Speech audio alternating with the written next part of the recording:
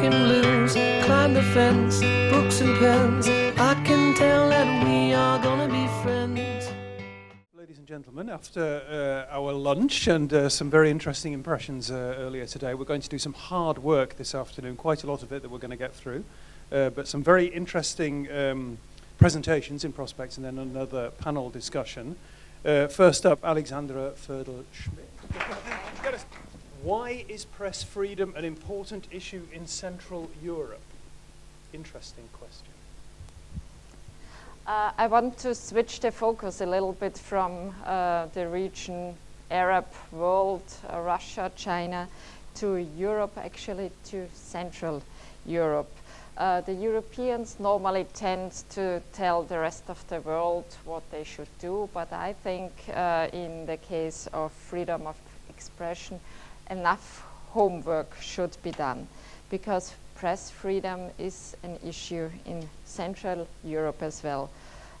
Why? I want to give you an answer, and I want to concentrate on three specific states: Italy, Hungary, and Austria. Italy was a founding member of the European Union. Austria, a neighboring country, was a neutral state during the Cold War. You have mentioned it before. And Austria joined the European Union in 1995. And Hungary, one of the former Soviet-influenced states, entered the Union in 2004. I want to start with describing this situation in Italy. In Italy, there is press freedom, but the question is, what is the quality of this freedom? This is a quote from Ezio Mauro. He is editor-in-chief of La Repubblica, in terms of circulation, the second biggest daily in Italy. His answer has something to do with, of course, Silvio Berlusconi. He has dominated the Italian politics for more than 20 years as leader of the opposition and as prime minister. And the anomaly of the situation in Italy has something to do with Berlusconi and his conflict of interest, because Berlusconi controlled, even as prime minister, Mediaset, spanning 3 or 4 private TV channels in Italy. He also owns Italy's biggest publishing company, Mondadori, and part of this is Italy's best-selling weekly news magazine, Panorama. And although Berlusconi has sold Il Giornale, one of Italy's good-selling dailies, to his brother Paolo in 1994, this paper has still a strong focus pro-Berlusconi. And he also owns Fininvest, which controls 65% of the television advertisement market. Over the past 16 years, the Italian government has passed a number of laws aimed at addressing the conflict of interest issues.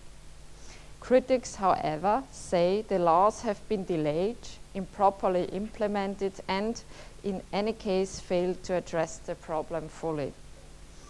And the Italian government also tried to limit the media's ability to investigate and to report on suspected criminals and other issues of public concern. Following widespread national and international protest, the draft law of the so-called wiretap bill was put on hold.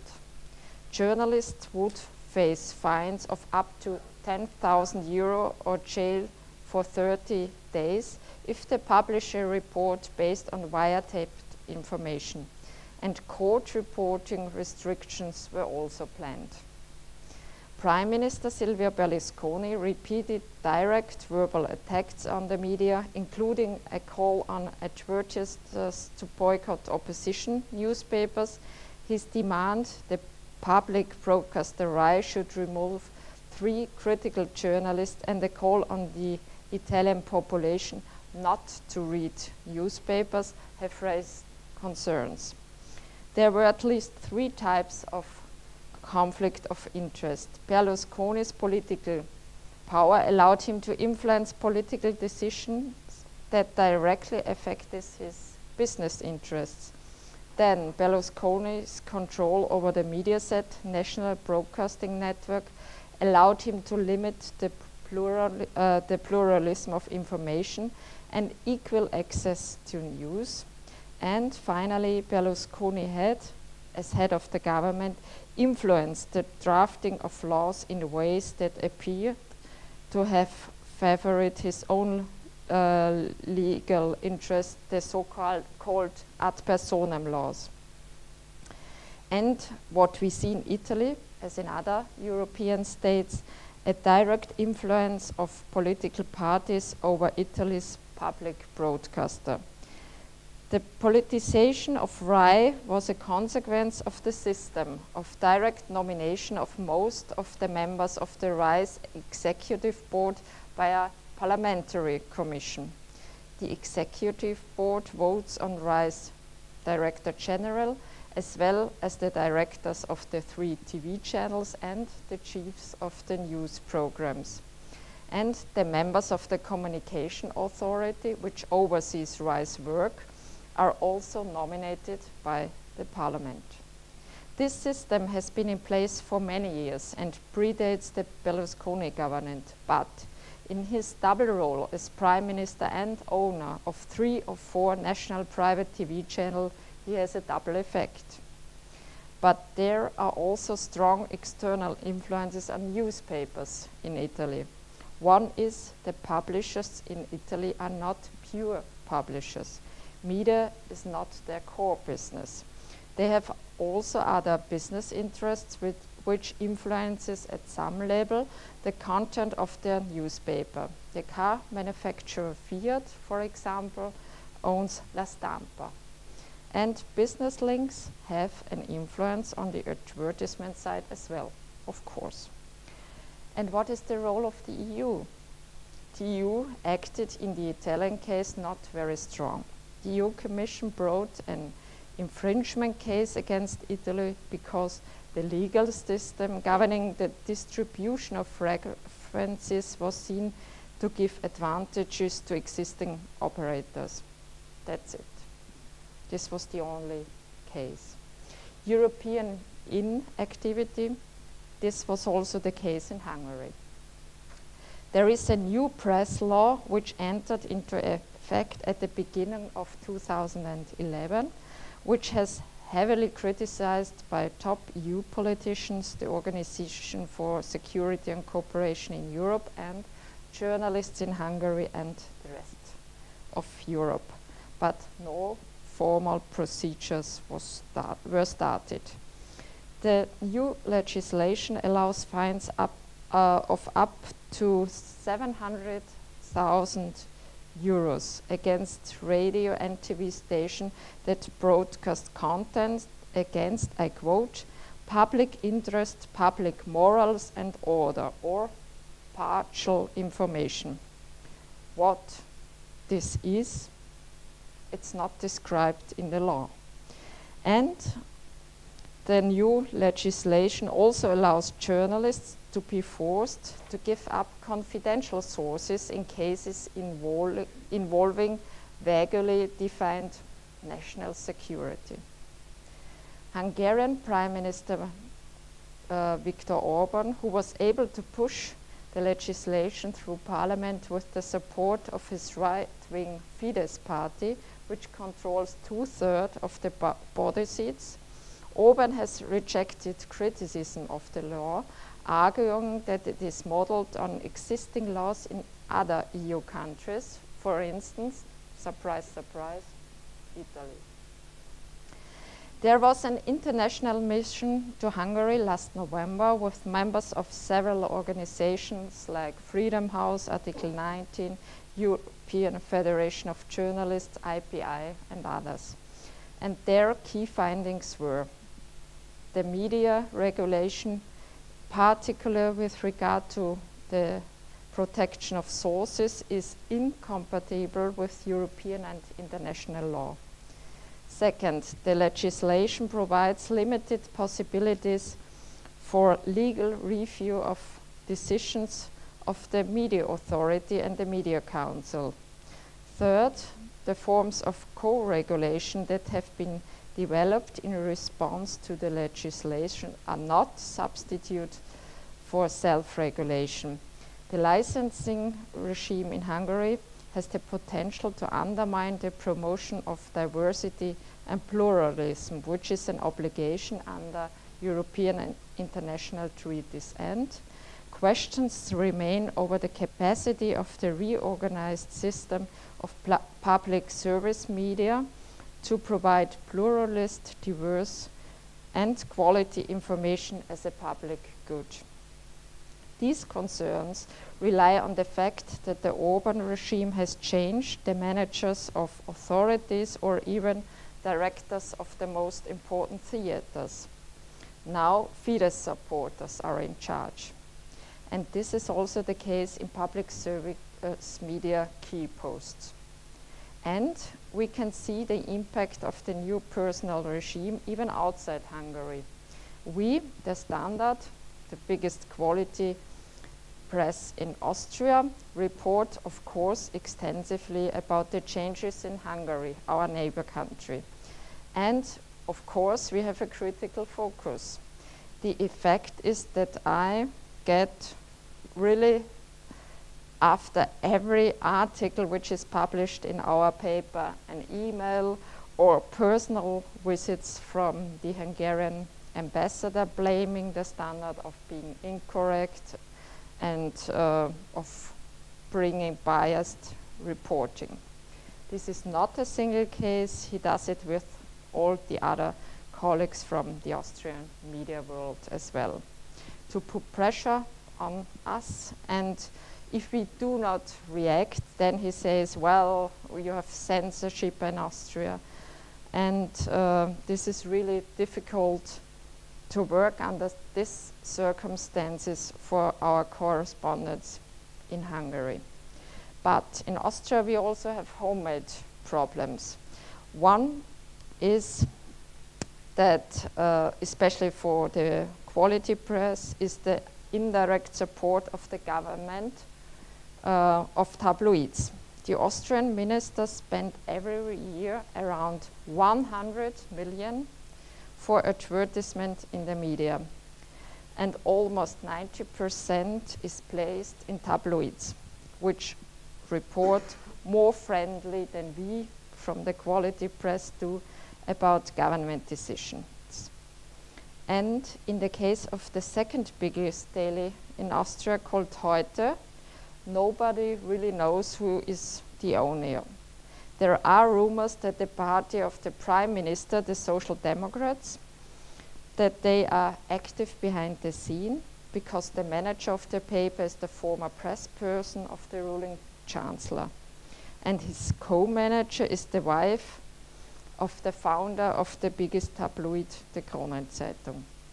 The existing laws in Austria give the chance to hide everything with a complicated organization structure, and if you establish a foundation, then you can do everything. But from my point of view, the public has a right to know, on one hand, who influences the paper, and on the other hand, it's money from the taxpayers, which is invested in this advertisement in just 3 tabloid papers with the clear interest of influencing this media and the public. And I think this is a case of press freedom because it's also a way of undermining the economic conditions for quality press and building links between advertisements and content, expecting government-friendly reporting. In all this, 3 EU states, the European Union, represented by the Commission, the Parliament, or the Member States, is not very active. Berlusconi was well accepted on the European stage. He was not really confronted with pressure, questions, or formal infringement procedures. There were just some critical remarks. That's it. And in the Hungarian case, there was strong criticism, even on the European level, but no formal procedure. What caused more trouble for the Orban regime was the pressure from press freedom organizations. We organized, for instance, in Austria, as IPI, Reporter Without Borders, and the Journalist Union, an advertisement which was published in every print media on a specific day, protesting against the new media law. And in the Austrian case, the EU, no matter on which level, has not even recognized that there is a problem concerning press freedom. I think there are double standards in the European Union. Press freedom is one of the main criteria in the accession process, but afterwards, nobody really cares. And there are not even possibilities in the existing treaties to deal legally with problems in existing EU member states. And where is the press freedom watchdog in Brussels? I think we, from all the different levels, as journalists, as members, or representatives of organizations, we all should put more pressure on the EU, on the Commission, the Parliament, the member states, to be coherent. And I think it's a question of credibility for the EU itself. Thank you.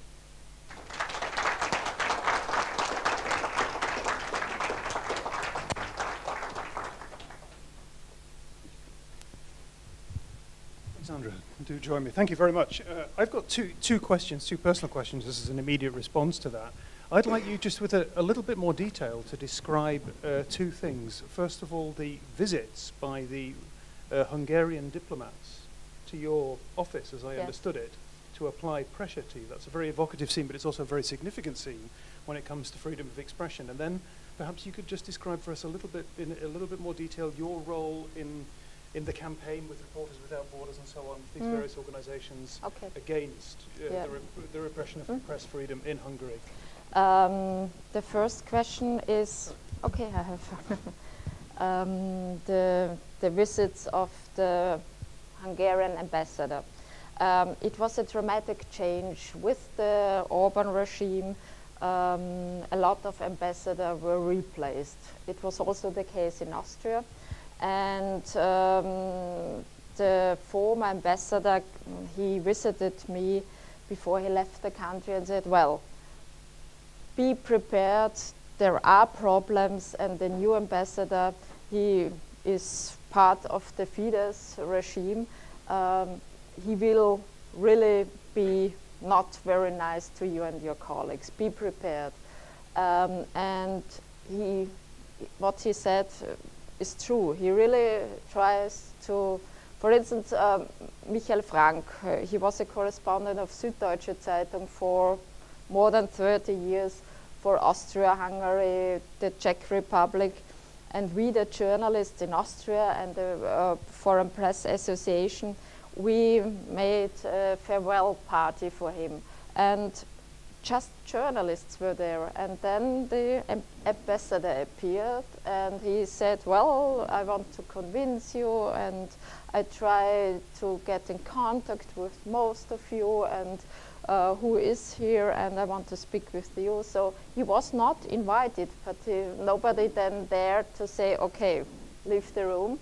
You're not a journalist, but he tries to speak first friendly with you, and then he, of course, he says, if we do not publish his remarks, he says, well, that's censorship, and he writes emails to the whole journalism community telling the Standard has not published my remarks and so on. So, well, this is really another form of diplomacy which we were not, so far, the Russian ambassador or the Chinese ambassador wouldn't dare to do that. Do you take him to task? Do you confront him and say this is not standard of practice? Course, yes, of course, but I think he has the order to do, to act in this way.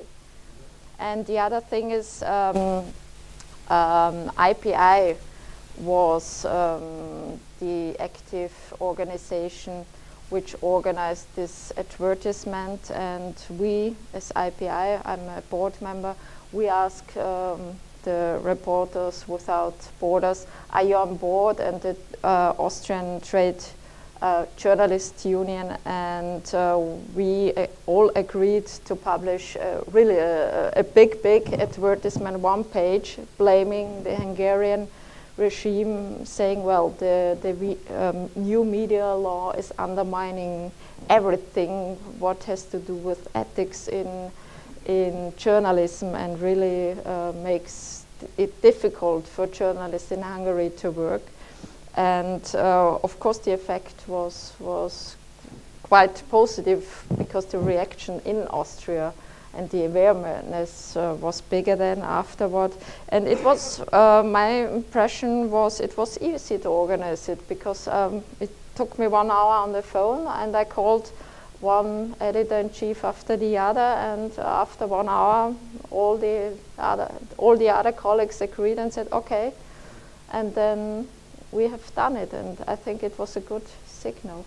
And did that lead to another visit of course, from the ambassador? Yes, because of course, yes, he found out quickly who was the source of this action, but well, it doesn't matter. Does anybody have questions from the floor? Tom Wayne, European Defence Agency. One of the I've heard it suggested that one of the reasons other EU leaders have been slow to criticise, particularly Silvio Berlusconi, but other leaders in the EU as well, for press freedom, is that the sheer number of summits, the sheer number of times they meet nowadays, because of the financial crisis, makes them much closer to each other than they were in the past. They have much closer personal relations than they might have done previously. Do you consider that might be the case, or have you encountered evidence either way on that? No, because Berlusconi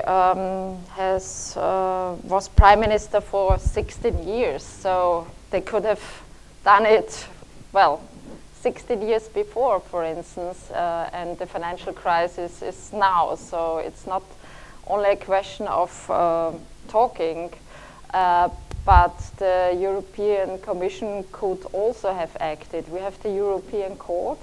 There are different infringements procedures against Italy, but not in a media case. And I think this would have been an important signal.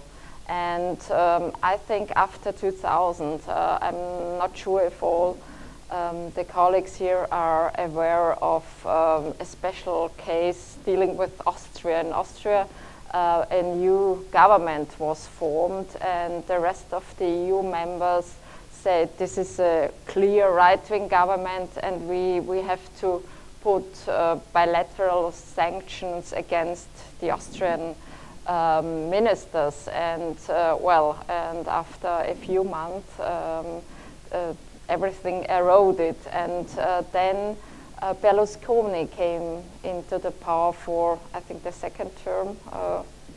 Italian colleagues, you know it better than me. And then the rest of the EU members, they didn't dare to do anything against another member state and government. But I think they should have done something. It would have been a signal.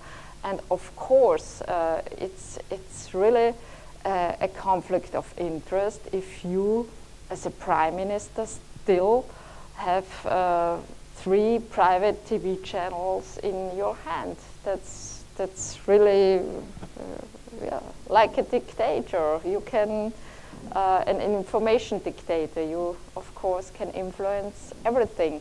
And like in Austria, as a political leader, you also can try to influence the public service media. That's normal business. So, well, he has both possibilities. And all the laws which are in effect now, they are still working, although Berlusconi is not in power anymore. Hi, I'm Tom, and I'm actually one of the managers at the ICD. You mentioned at the end of your talk about sort of an EU watchdog or incorporating this sort of thing into the EU itself, or where is one?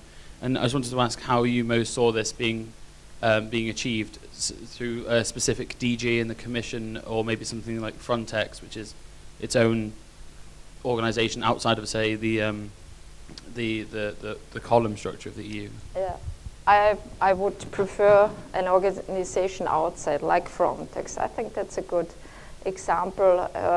And I've said, well, I miss a watchdog in Brussels. It's not necessary to be based in Brussels, but I think it would be a good signal because, well, culture, media, it belongs to the portfolio of one commissioner, but it's one topic within, well, more important topics. And Mrs. Reding, who was in charge of culture before in the last term, but she was a journalist, but well, the effect was not, her effect was not very strong. So I would prefer an independent body outside of the EU institutions.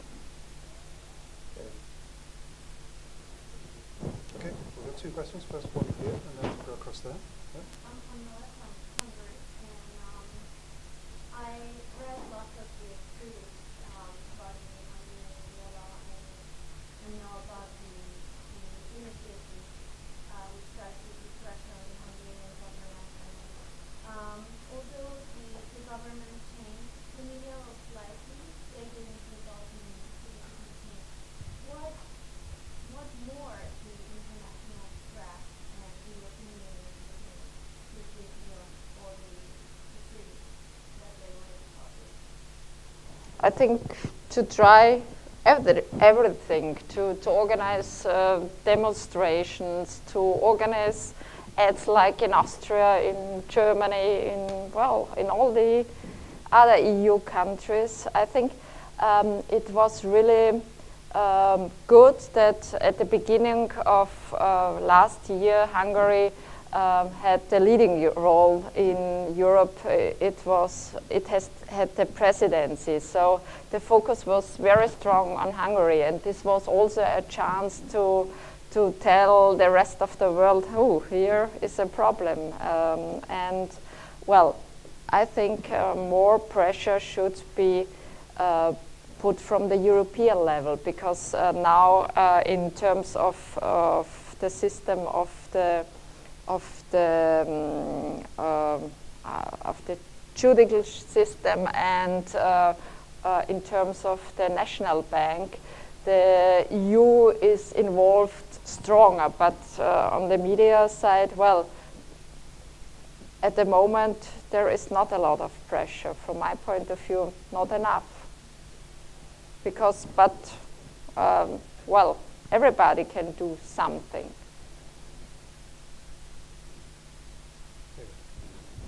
Yeah, thanks very much for bringing all this up. Part of the problem on the EU side, of course, that a lot of these governments, for example, in France, very interesting. You know, the relationship between the media and politicians is very, very close.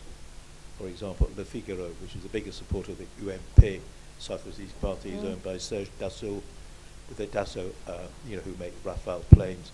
You know, there's a huge kind of media industrial political complex. Yeah, like in Italy. Sorry, media industrial political complex.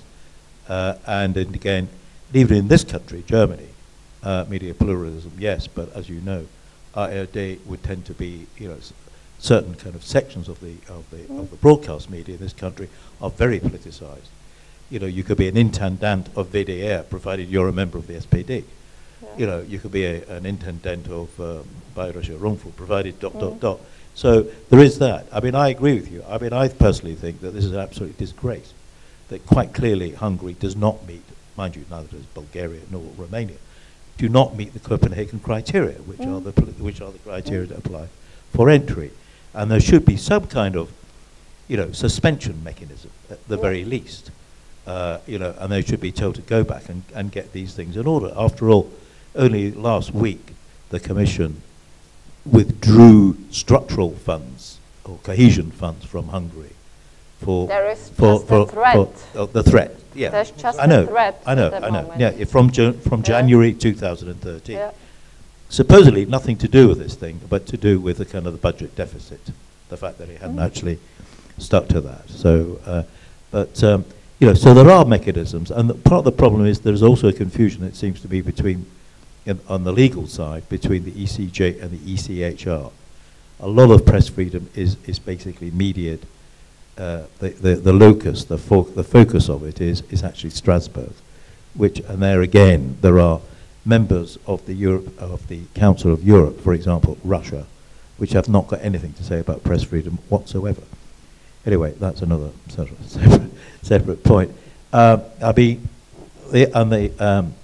think it's interesting because it seems to me that if you take my own country, Britain, where there's been a media organisation which has held the political class in thrall, has conducted campaigns against the BBC using its ownership.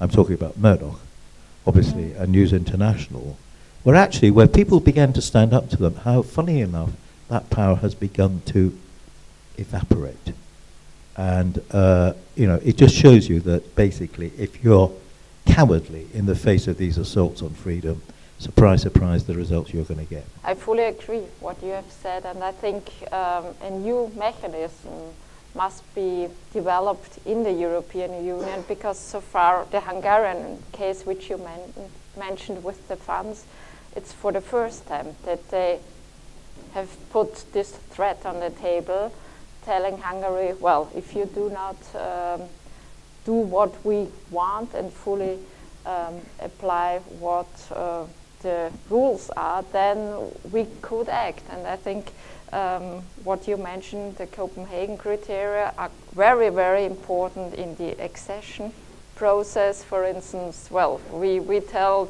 Turkey, because of the Copenhagen criteria, at the moment there is no chance for you to join the European Union, but Brussels has no mechanism to act when a member state is already in the union, and there should be a mechanism to tell one member state, okay, you're out if you do not fully recognize press freedom, for instance. And on that note, I have to announce that we're half an hour behind time already. Sorry? No, but it was excellent stuff and a very interesting report from Italy, Hungary, from Austria, Central Europe. Yeah. Thank you, Alexandra. Thank you very much indeed. Jen.